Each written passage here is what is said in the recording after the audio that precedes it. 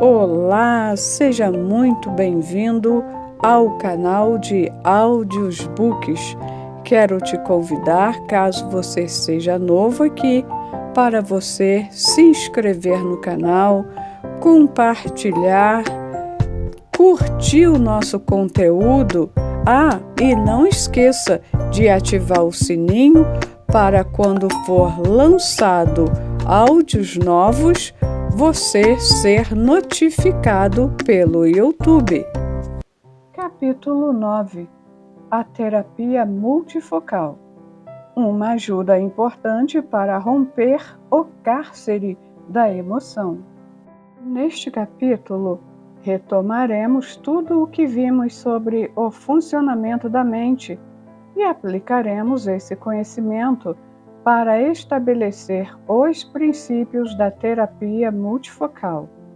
Tais princípios poderão ajudar os pacientes a não apenas superar o cárcere das drogas, mas também o cárcere da emoção gerado por outras doenças psíquicas. Se o leitor tiver paciência consigo mesmo e despender uma atenção especial a este capítulo, certamente entenderá um dos mais complicados assuntos da psicologia. Primeiro, corrigindo a retroalimentação da memória produzida pelo fenômeno RAM. O fenômeno RAM, como vimos, é o fenômeno do registro automático da memória. Todas as experiências que construímos na inteligência são registradas automaticamente e involuntariamente por esse fenômeno que prefere registrar as experiências com maior carga emocional. Quanto mais produzimos experiências que envolvam emoções, mais elas serão registradas privilegiadamente e mais ficarão disponíveis para ser lidas e para participar das reações, pensamentos, sentimentos, maneira de ser, visão de vida que temos no presente e que teremos no futuro. A qualidade das experiências que tivemos na infância determina as características que teremos quando adultos, tais como descontração, segurança, sensibilidade, ansiedade. Podemos não ter consciência de nossas misérias do passado, mas elas infectam o nosso presente. Também podemos não ter consciência dos prazeres que tivemos, mas eles irrigam nossa capacidade de ser e de pensar. Se tivermos uma infância regada com alegria, brincadeiras, criatividade e com alto grau de socialização, certamente temos grandes possibilidades de ter uma personalidade tranquila, que contempla o belo e o que aprecia o convívio social. Se, ao contrário, tivemos uma infância saturada com experiências punitivas, sem afetividades, desprovida de apoio, carente de elogios e restrita de amigos, então temos grandes possibilidades de ter uma personalidade rígida, pouco sociável, insatisfeita, com baixa autoestima e com humor basal, triste.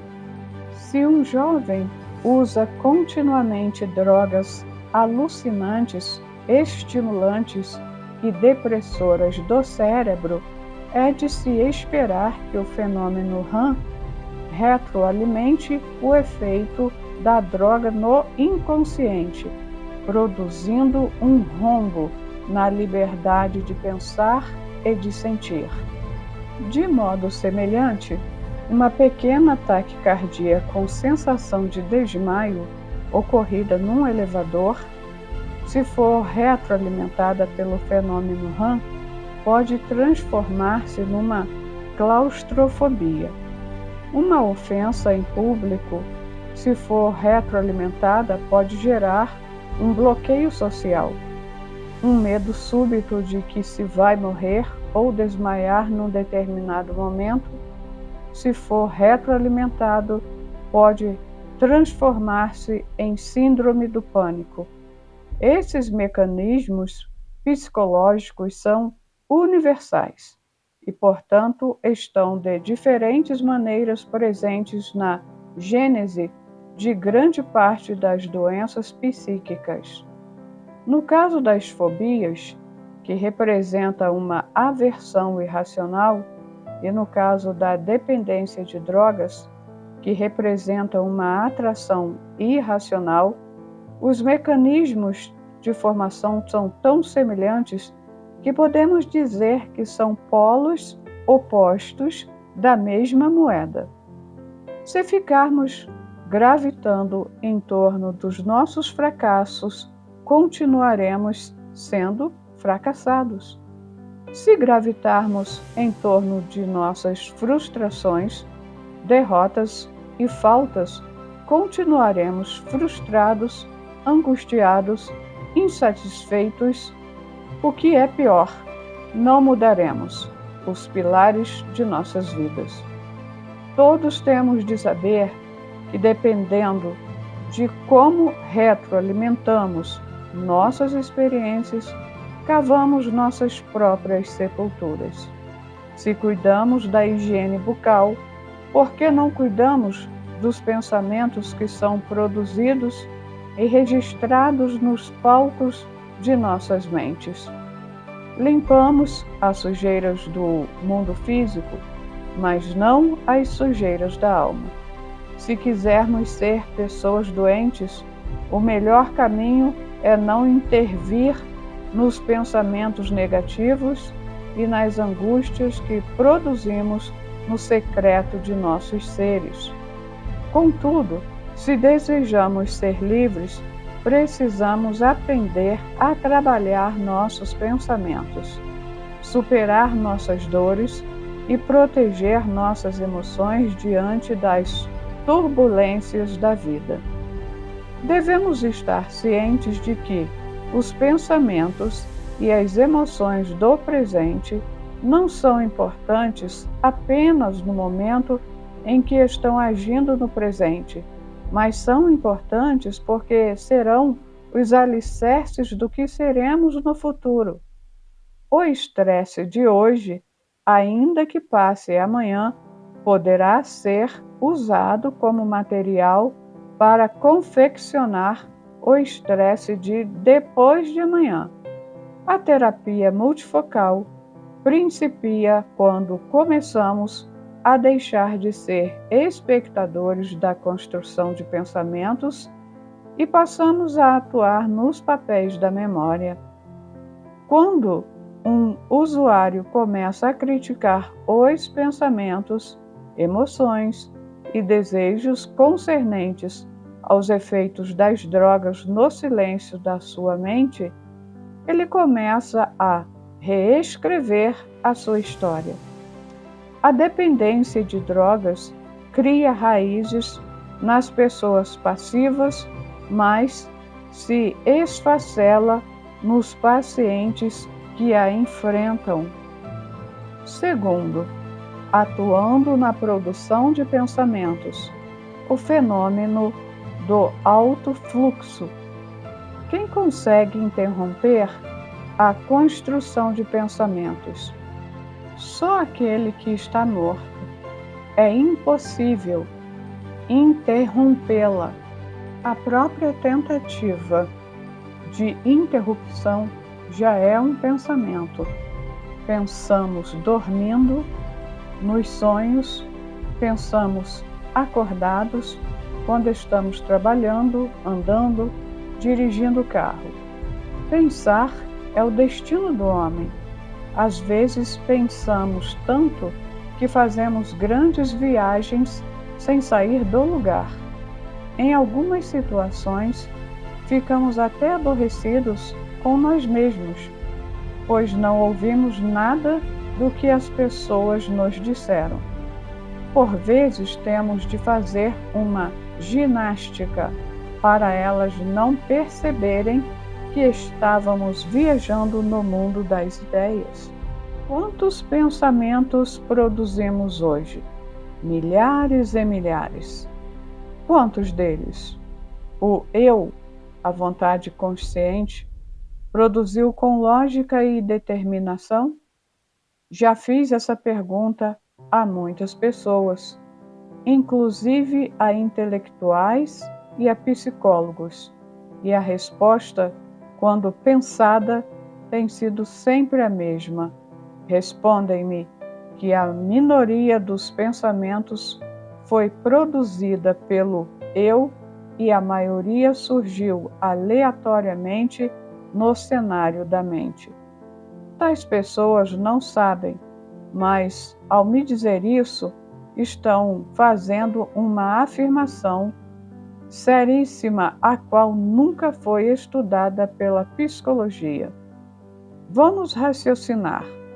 A maioria dos pensamentos que transitam em nossas mentes sobre pessoas, experiências passadas e futuras, problemas existenciais, de fato não foi programada pelo eu.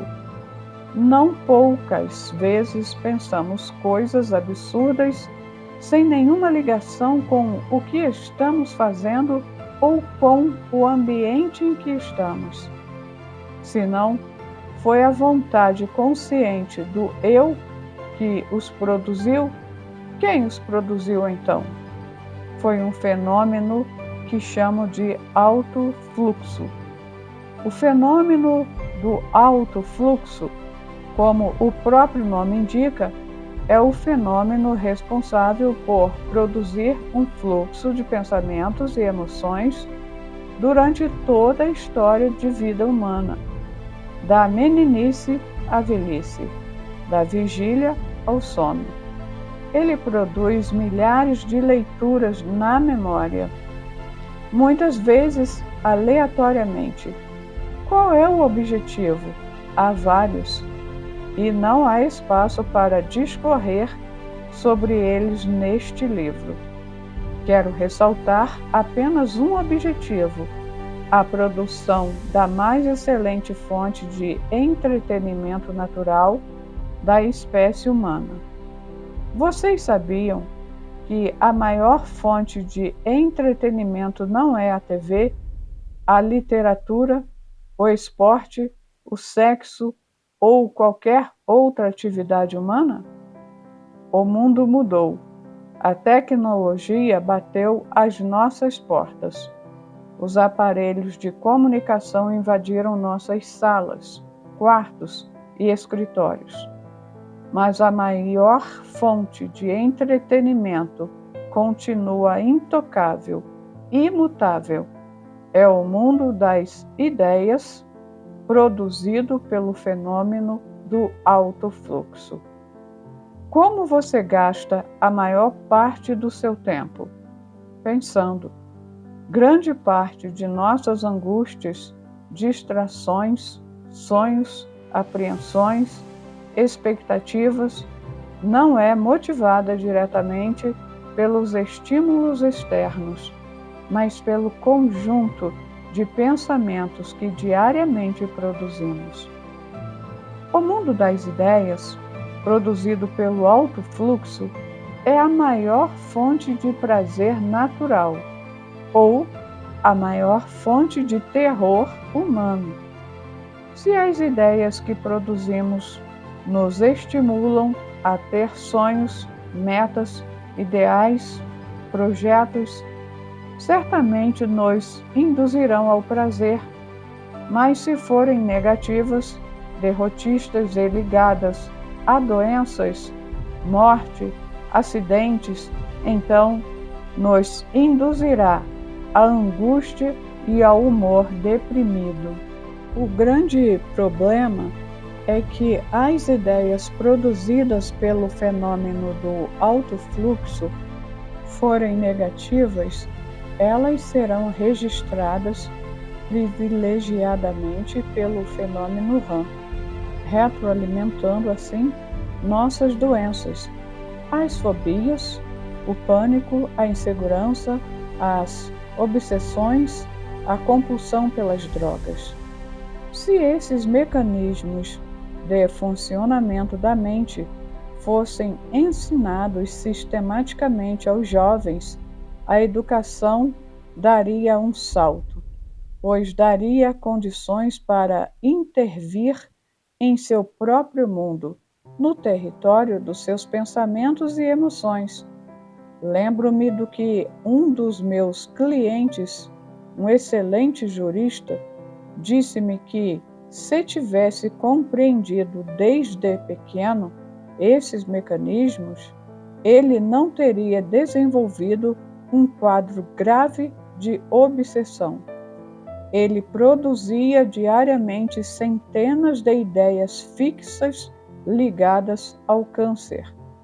Fazia o seu velório constantemente, embora tivesse ótima saúde.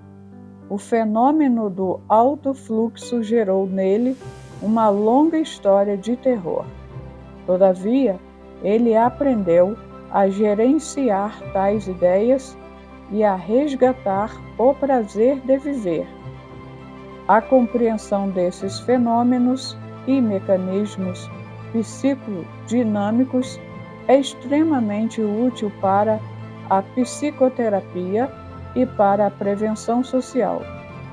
Se um jovem pensa continuadamente nas drogas, mesmo que não esteja sob o seu efeito, está expandindo o significado inconsciente delas. Assim, ao contrário do que muitos pensam, inclusive terapeutas, a alimentação do cárcere das drogas não é produzida apenas pelos efeitos que elas podem provocar, mas pelo universo de pensamentos e emoções produzidos pelo fenômeno do alto fluxo. Aprender a administrar as ideias negativas e gerenciar as emoções tensas é outro item da terapia multifocal. Nesse aspecto, digo com modéstia, a terapia multifocal frequentemente vai além das psicoterapias convencionais. Ela não trata apenas a doença psíquica, mas expande as funções mais importantes da inteligência do doente, até levá-lo a ser um pensador, um agente modificador da sua história, um administrador das suas emoções. Ela atua nos papéis da memória e nos fenômenos que constroem a inteligência e formam a personalidade. Por um lado, ela é complexa, por outro, passível de ser compreendida e fácil de ser aplicada. Como a terapia multifocal atua nos papéis da memória e nos fenômenos que constroem as cadeias de pensamentos, ela não compete com outras terapias, a psicanálise, o psicodrama, a comportamental, a cognitiva. Pelo contrário, ajuda-as. Todas as terapias foram derivadas de teorias que estudaram a mente humana a partir do pensamento já elaborado, ou seja, a partir dos alicerces prontos.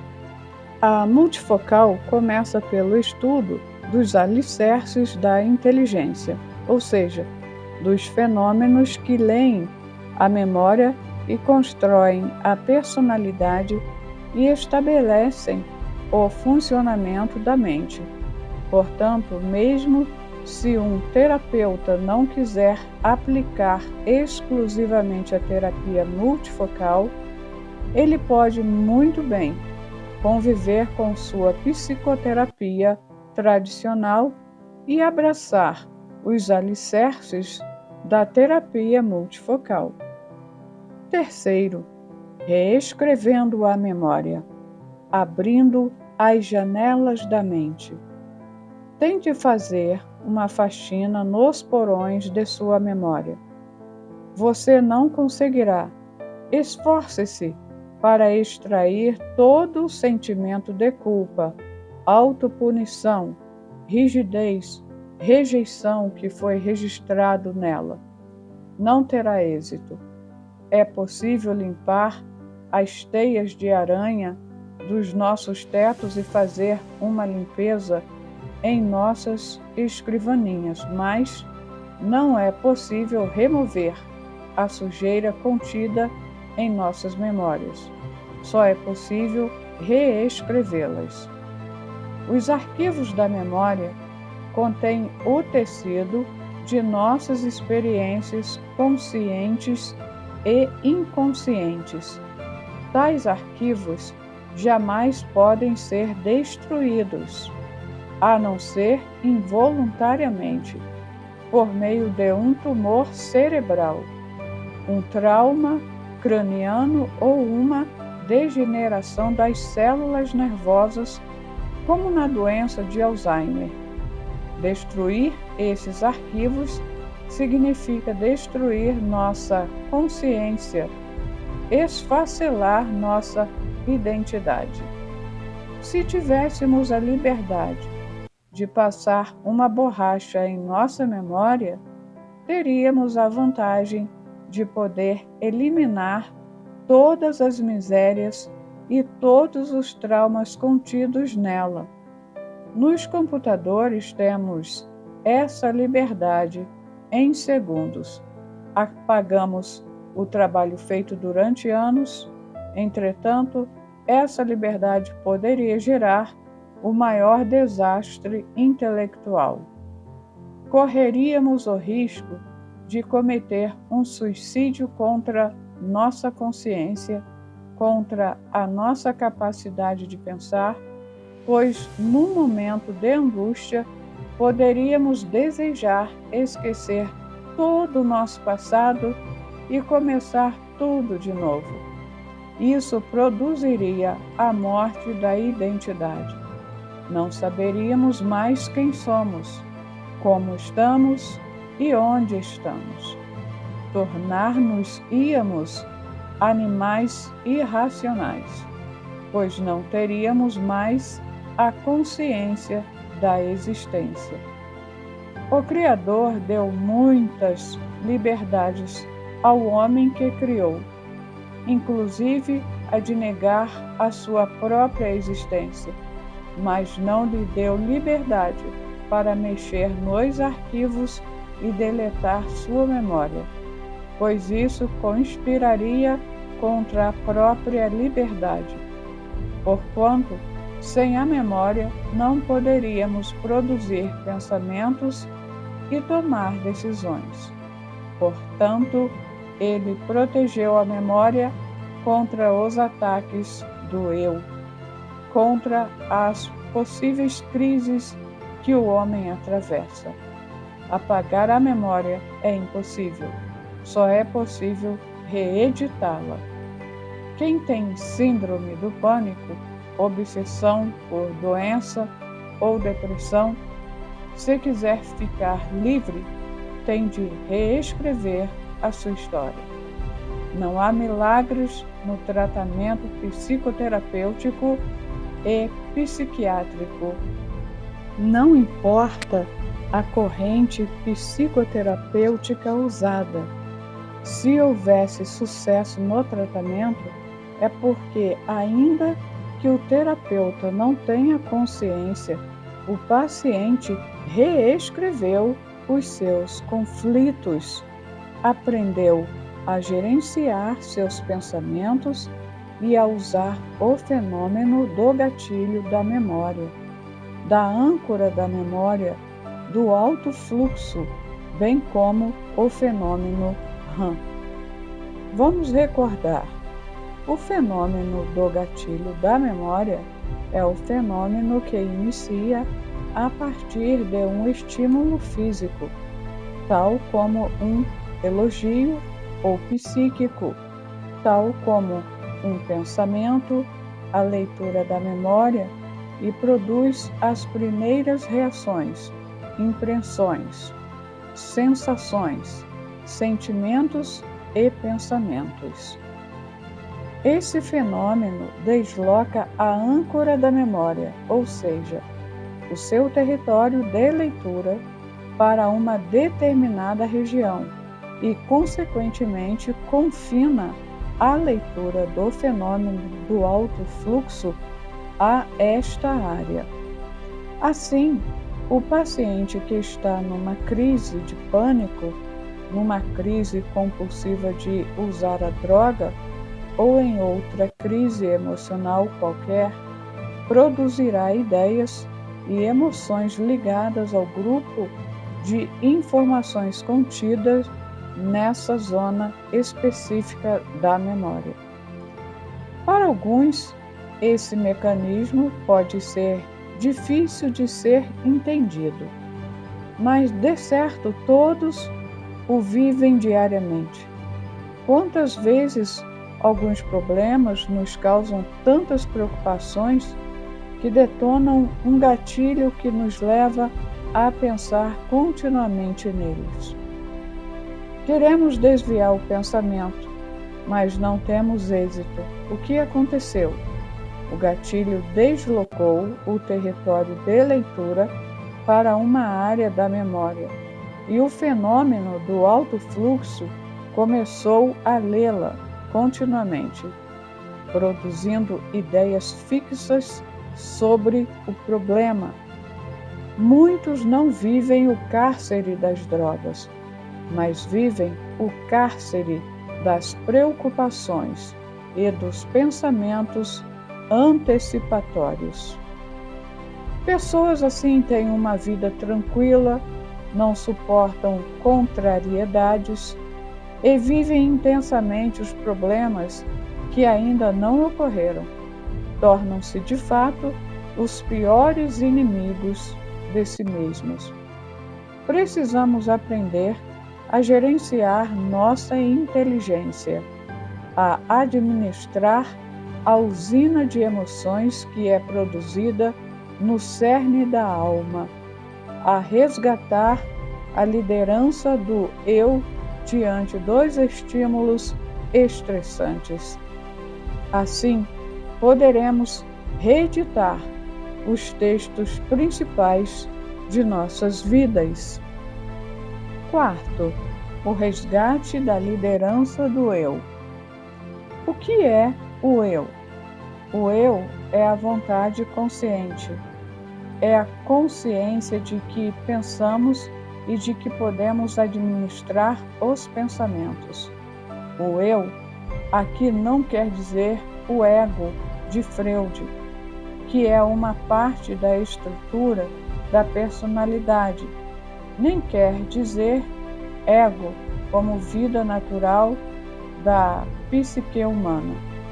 Na teoria da inteligência multifocal, o eu é a identidade psíquica e social do homem. É a consciência que define quem somos, como estamos, onde estamos, qual o nosso papel e quais as nossas responsabilidades e habilidades sociais. Representa o centro consciente da personalidade, representa a motivação consciente do homem de atuar no seu mundo e ser um agente modificador da sua história. Portanto, por ser a identidade consciente do homem, o eu nunca se destrói, apenas se transforma. A única coisa que pode levar o eu à destruição é a morte, ou a lesão da memória, mediante, como já disse, a ação de tumores e traumas cerebrais. Como o eu poderá ser um agente modificador de sua vida, reescrever a sua história? Ele pode acrescentar continuamente novas experiências nos arquivos da memória através da leitura de livros, aquisição de novas informações, produção de sonhos, metas e prioridades.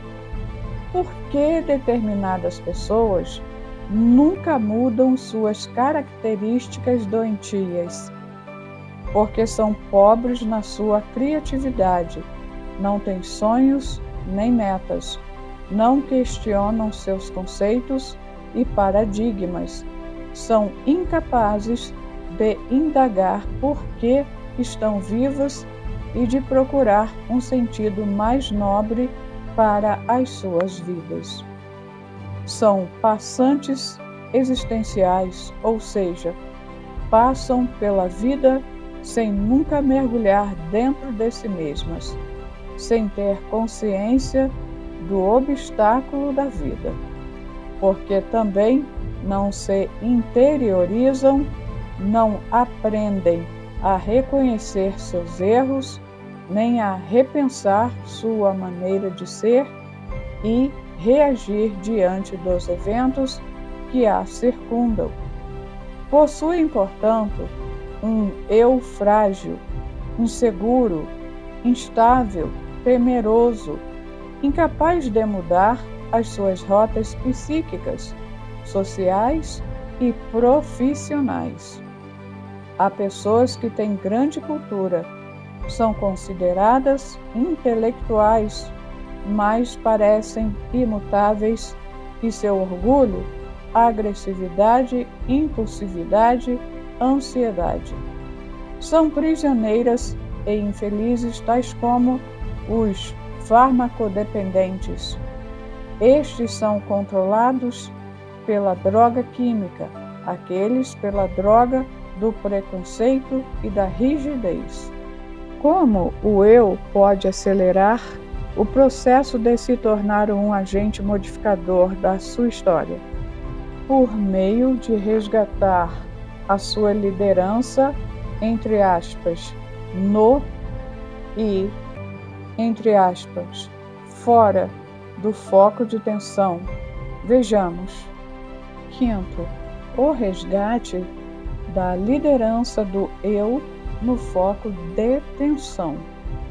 O resgate da liderança do eu no foco de tensão refere-se ao gerenciamento das reações instantâneas, ansiedade, desespero, medo, impulsividade, etc., detonadas pelo fenômeno do gatilho da memória.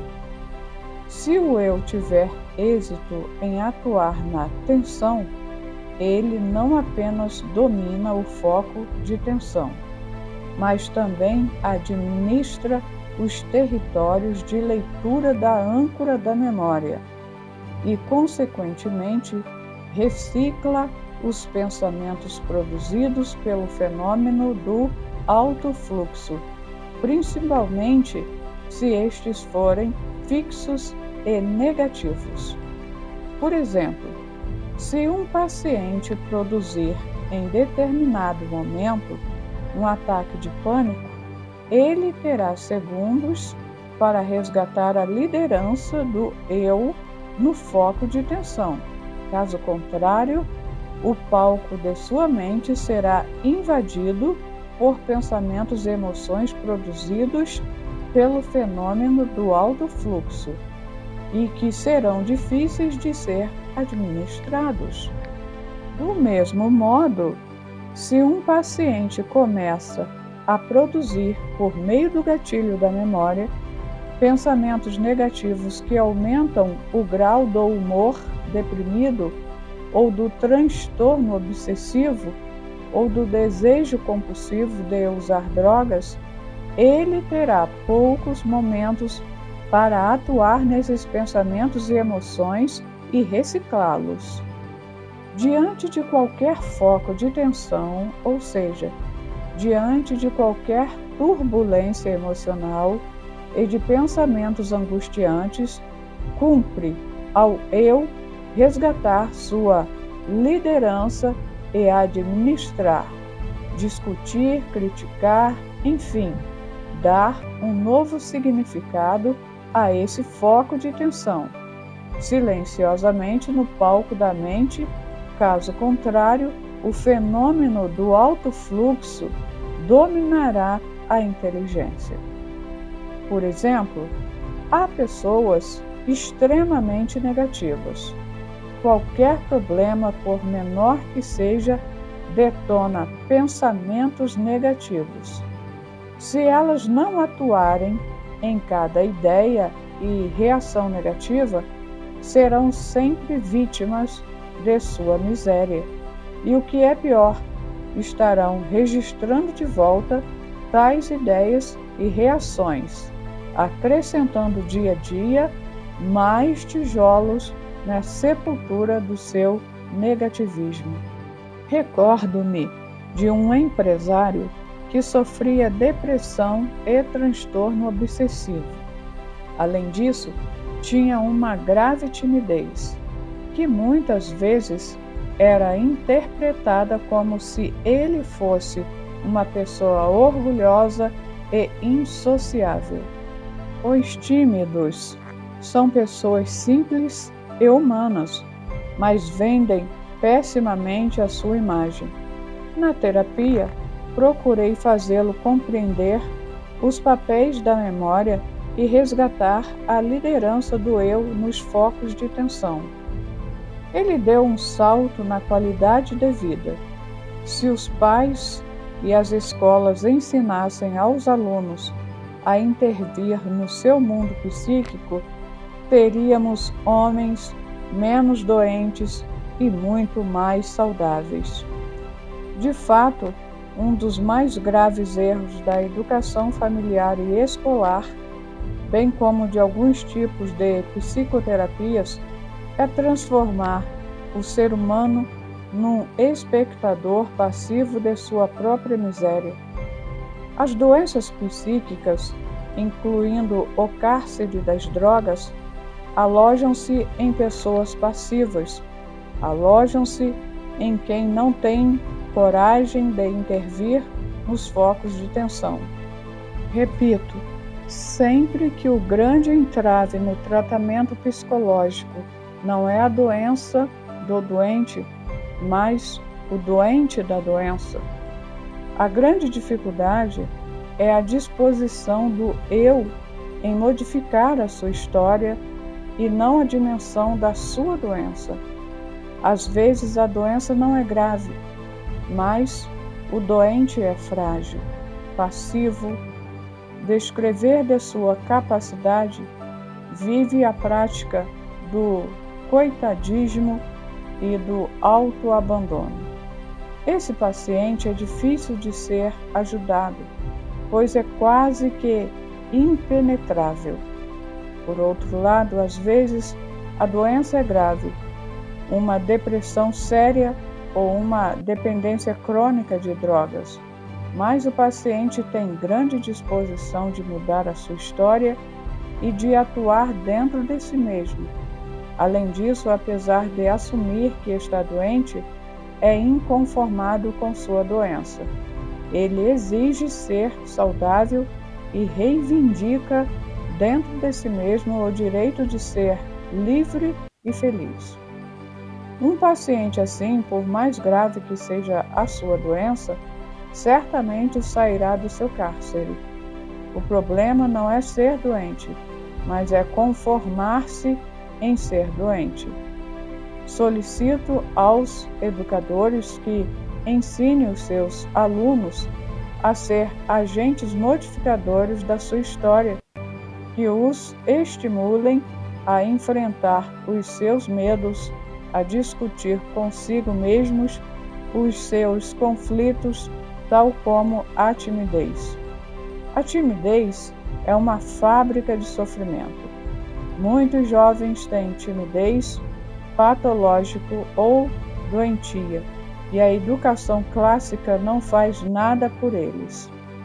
Peço também aos professores que os estimulem a fazer no palco de suas mentes, sem ninguém ouvir, uma mesa redonda com a insegurança, o complexo de inferioridade, o conflito com os pais, a agressividade, a dependência de drogas.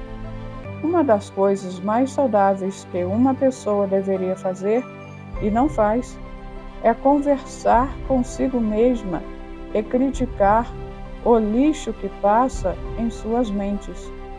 Não podemos passivamente esperar nossas crianças e nossos jovens ficarem doentes para depois tentar tratá-los. Isso é injusto e desumano. As doenças psíquicas impõem grande sofrimento e podem apagar o brilho da vida. A educação tem uma tarefa mais nobre do que a psicologia e a psiquiatria clínica. Estas tratam do homem doente, aquela forma ou deveria formar um homem saudável. Quanto mais eficiente for a educação, menos espaço a psiquiatria e a psicologia clínica terão nas sociedades modernas. Quanto menos eficiente for a educação, mais essas duas ciências serão imprescindíveis nas sociedades modernas. Infelizmente, nossos consultórios estão cheios. Não há gigantes no território da emoção. Todos somos aprendizes na escola da vida, quer sejamos psiquiatras, quer sejamos pacientes. Se o eu aprender a intervir com lucidez, crítica e determinação nos pensamentos e emoções tensas e negativas, ele pode gerenciá-los, controlá-los e, consequentemente, reescrevê-los. Sexto, as doenças psíquicas não se resolvem com um golpe de bisturi. Os pacientes que são médicos cirurgiões costumam ter uma dificuldade a mais na terapia do que os outros pacientes. Por quê? Porque, apesar de cultos, eles estão acostumados a resolver tudo com um bisturi. Retiram um tumor, um cálculo renal, uma úlcera e em pouco tempo suturam o doente. Entretanto, não dá para usar um bisturi no campo da energia psíquica. Não é possível reorganizar a depressão, as fobias, a irritabilidade num golpe de mágica. Vezes há em que, após algumas sessões de terapia, o paciente já apresenta significativas melhoras do seu quadro depressivo e ansioso. Todavia, eu já os preparo para possíveis recaídas. As recaídas ocorrem mesmo no caso do cárcere da dependência, porque há arquivos doentios que estão presentes na memória e não foram reescritos. Quando o paciente passa por um foco de tensão, o fenômeno do gatilho da memória produz imediatamente reações emocionais que deslocam a âncora da memória para esses arquivos doentios. Nesse momento, eles têm a recaída. Nesse momento também entra em ação o fenômeno do alto fluxo. Ele começa a ler continuamente as informações contidas nesse território, realimentando as doenças psíquicas. No caso das depressões e das doenças ansiosas, o fenômeno do alto fluxo gerará cadeias de pensamentos negativos, fóbicos, tensos, que, quando registrados, financiarão a perpetuação dessas cadeias. Do mesmo modo acontece com as drogas. Os dependentes têm um monstro no inconsciente que às vezes oscila, mas ainda não está exterminado. As experiências sobre as drogas ocupam áreas importantes da memória. O paciente pode estar bem sem usar drogas há semanas ou há meses. Então, de repente, diante de um foco de tensão, que pode ser uma perda, um humor deprimido, uma ofensa, uma oferta de droga e até a imagem de uma pessoa usando-a, o gatilho da memória pode ser detonado e gerar um desejo de usá-las. Mas é possível que ele ainda esteja firme e determinado a não usá-la. Todavia, o gatilho da memória não apenas gerou cadeias de pensamentos sobre as drogas e o desejo de usá-las, mas também deslocou a âncora para áreas críticas da memória, onde estão arquivadas milhares de experiências sobre elas. Se o paciente não resgatar a liderança do eu nesse foco de tensão, se não administrar seus pensamentos e emoções nessa situação, ele será dominado pelo desejo compulsivo e partirá para o uso. Se resgatar a liderança do eu, ele sairá vitorioso. Não apenas superará o foco de tensão e vencerá o desejo compulsivo das drogas, mas também reescreverá a sua história inconsciente, pois a experiência de superação que tiver será registrada na memória. Assim, vencerá mais uma batalha, reescreverá mais um capítulo de sua vida. Se ele recair, deve tomar cuidado, pois o fenômeno do alto fluxo continuará produzindo cada vez mais pensamentos e emoções que o farão gravitar em torno da droga. Todas essas experiências serão registradas, aumentando assim a imagem da droga no inconsciente. Contudo, se ele recair e em seguida resgatar a liderança do eu, criticar com lucidez sua recaída, refizer suas energias e não se deixar estrangular pelo sentimento de culpa, baixa autoestima e sentimento de autoabandono, então a recaída poderá torná-lo mais forte. Porém, raramente os terapeutas conhecem esses mecanismos. No tratamento de consultório e não no de internação, nós, ainda que peçamos a abstenção absoluta das drogas ao paciente, devemos abrir uma janela do fundo e prepará-lo para uma possível derrota temporária. Mas, dificilmente, algum terapeuta abre essa janela. Isso ocorre não apenas porque desconhecem o funcionamento da mente, mas porque têm um medo ingênuo de que este preparo possa estimular a recaída.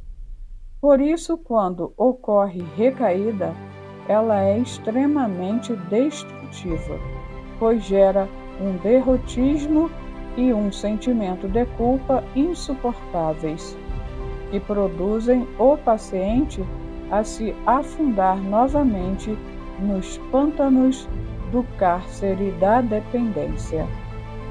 Devemos também preparar os pacientes portadores de depressão, síndrome do pânico e transtornos obsessivos para possíveis recaídas. Temos a responsabilidade de torná-los mais fortes depois de uma recaída. Caso contrário, quando ela ocorrer, eles abandonarão o tratamento e serão vítimas da fábrica de pensamentos negativos e de emoções angustiantes produzidas pelo fenômeno do alto fluxo. Recair, mas levantar rápido e tornar-se mais sólido deveria ser um lema de vida de todos aqueles que querem ser livres da pior prisão do mundo. É muito melhor não recair, pois uma recaída sempre retroalimenta as imagens doentias no inconsciente da memória. Mas o pior é não saber o que fazer com uma recaída. Se o sentimento de culpa, de autoabandono e de baixa autoestima ocupar o palco da mente de um paciente, então sua recaída será prolongada e trará grandes sofrimentos e retroalimentará o seu transtorno psíquico ou a sua dependência. A terapia multifocal objetiva que o paciente continue o processo psicoterapêutico nos territórios onde ele vive e atua. É um grande engano fazer com que os pacientes só se tratem quando estão diante de um terapeuta, seja ele um psiquiatra, psicólogo ou agente de saúde, ou mesmo quando estão internados. Eles devem continuar o tratamento nos territórios sinuosos da vida. Nunca seremos plenamente líderes de nós mesmos. Nunca controlaremos todos os nossos pensamentos e emoções, mas isso não quer dizer que nossas mentes sejam um barco que navega ao sabor do vento.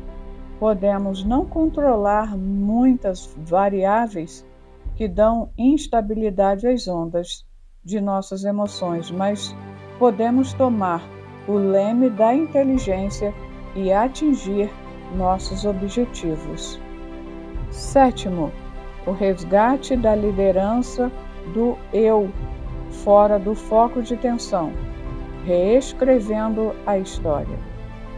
Os pacientes dependentes precisam aprender a não apenas resgatar a liderança do eu nos focos de tensão, mas também fora dos focos de tensão. Por quê? Porque é insuficiente que ele atue apenas quando se detona o gatilho do desejo compulsivo de usar drogas. É necessário que ele também reescreva a sua história fora dos focos de tensão, ou seja, quando o ambiente emocional está tranquilo, para que ele possa acelerar a reorganização dos arquivos. Quem atua com eficiência nesta fase tem mais possibilidade de ficar livre rapidamente do cárcere da emoção. Aqueles que esperam estar debaixo de um foco de tensão para poder atuar dentro de si mesmos libertam-se mais lentamente. Como fazer isso? Imagine a memória como sendo uma imensa cidade. Nela há vários bairros, com várias ruas, com vários endereços residenciais. Cada uma dessas residências é como se fosse uma experiência existencial. Existem casas simples, que simbolizam experiências de pouca emoção. Há, entretanto, outras casas intensas, verdadeiros palácios, que simbolizam experiências de intensas emoções. Entre essas experiências marcantes estão as produzidas pelas drogas. Não é fácil reescrevê-las, pois não sabemos onde elas estão registradas no córtex cerebral. Não sabemos nem mesmo como elas foram arquivadas e quais as conexões e proximidade que possuem com as experiências saudáveis. Diante disso, repito a indagação: como reescrevê-las e como acelerar o processo? Como resgatar a liderança do eu fora do foco de tensão, ou seja, quando tudo isso está calmo? Só fazer terapia e compreender as causas conscientes da doença é insuficiente. Só resgatar a liderança do eu quando o gatilho da compulsão eletronar também é pouco. É preciso atingir outros braços da terapia multifocal. Não sabemos qual o locus dessas experiências e não temos como eliminá-las. Então, nos resta a alternativa de construir ideias saudáveis, criativas e críticas dezenas de vezes, tanto a favor da vida como contra a dependência das drogas, bem como contra a fragilidade e passividade do eu. Os usuários de drogas, bem como os portadores de outras doenças, precisam fazer no silêncio de suas mentes uma mesa redonda para discutir suas atitudes impensadas, suas incoerências, sua dificuldade em lidar com as frustrações, de superar suas dores. Essa é a técnica do resgate da liderança do eu fora dos focos de tensão. Cada pensamento novo, crítico, regado à reflexão e sabedoria, vai sendo continuamente registrado, reescrevendo a história inconsciente e desorganizando o cárcere das drogas. O cárcere da claustrofobia, da cleptomania, da síndrome do pânico, dos transtornos depressivos. Reescrever a história inconsciente por meio do resgate da liderança do eu fora dos focos de tensão é um brinde à liberdade. Essa técnica precisa ser feita todos os dias de segunda a segunda, por cerca de 1 a 2 anos. É preciso fazê-la com honestidade, inteligência e espontaneidade, dentro dos limites da criatividade de cada um, como se o paciente fosse um engenheiro de ideias. Atuar nos focos de tensão produz o alívio imediato e atuar nos arquivos que estão fora dos focos de tensão reorganiza a história e produz as raízes da saúde psíquica. Os pacientes que estão internados devem fazer um inventário de suas experiências todos os dias. Se possível, reconstruir as mais importantes, tais como suas recaídas, os momentos de influência de amigos, os momentos de solidão, as dores que não superaram e os efeitos das drogas em cada uma dessas situações. Eles devem dar um novo significado a elas, para que possam reescrevê-las. Esse procedimento associado às técnicas psicoterapêuticas dá profundidade ao tratamento e acelera-o. É indispensável irrigar nossos pacientes com esperança. É preciso fazê-los mais fortes, ousados e determinados, mesmo após possíveis recaídas. É preciso levá-los a compreender quão necessário é enxergar as doenças como se fosse um livro com muitos capítulos ou uma guerra com muitas batalhas. Um capítulo com cenas dramáticas não quer dizer um livro sem final feliz, nem a perda de algumas batalhas quer dizer a perda de uma guerra. Desistir? Nunca. Perseverar? sempre. Oitavo, passos estratégicos para o tratamento da terapia multifocal. Estes passos podem ser usados como metas em qualquer tipo de tratamento e psicoterapia. Cada passo deve ser vivido semanalmente como uma meta a ser alcançada. Deve ser pensado, refletido e proclamado no silêncio da mente, dezenas de vezes por dia, com inteligência e criatividade. Eles completam os clássicos passos do AA, Alcoólicos Anônimos. Primeiro, declaro que a liberdade e o prazer de viver são meus direitos, independente das intempéries da vida que estou atravessando. Não preciso do efeito das drogas para ser livre e feliz. Segundo, estou consciente de que a dependência e a mentira são amigos íntimos. Declaro que fico livre tanto da dependência como da mentira. Assim como o Mestre dos Mestres, Jesus Cristo, declarou com autenticidade que sua alma estava angustiada antes de morrer. Também eu decido falar dos meus sentimentos e desejo com sinceridade. Viverei a arte da autenticidade.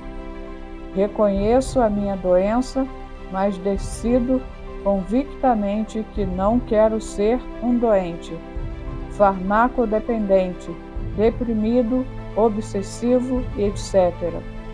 Quarto, enfrento sem medo as minhas dores emocionais, ansiedade, angústia, frustração, humor deprimido e as trabalho com dignidade e sabedoria, pensando antes de reagir.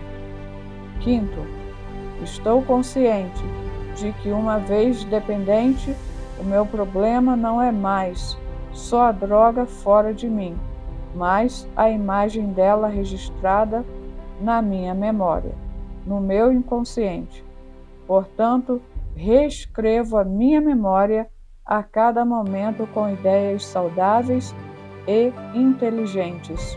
Sexto, critico todas as ideias e pensamentos negativos que povoam o palco da minha mente e que me desanimam de reconstruir uma nova vida. Transformo os meus invernos em belas primaveras. Sétimo, resgato a liderança do eu nos focos de tensão gerados pelas minhas perdas, dificuldades e frustrações e, consequentemente, domino o gatilho da memória que produz a ansiedade, o humor deprimido e a compulsão pelas drogas. Oitavo, nunca vou desistir de mim. Determino a abstenção completa das drogas, incluindo o álcool. Todavia, se eu recair, redobrarei o meu ânimo e recomeçarei imediatamente meu tratamento e não me afogarei no sentimento de culpa e de autoabandono. Nono, posso perder algumas batalhas, mas não perco a guerra contra a minha doença psíquica. Supero todo fracasso, angústia e desmotivação. Construo um oásis em cada deserto que atravesso.